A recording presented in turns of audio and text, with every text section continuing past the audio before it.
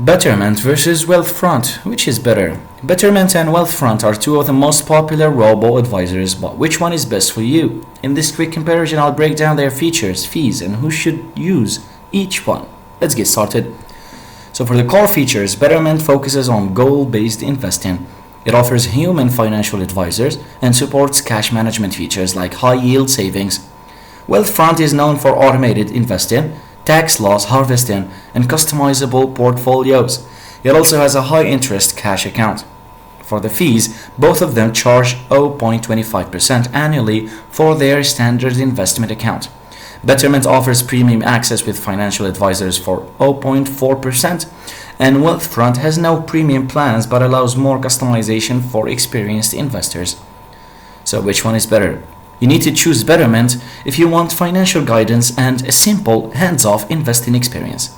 And choose Wealthfront if you prefer more control over your investments and advanced tax strategies. Both are great robo-advisors, but Betterment is better for beginners, while Wealthfront suits investors who want customization. So, which one do you prefer? Let me know in the comments. Thanks for watching.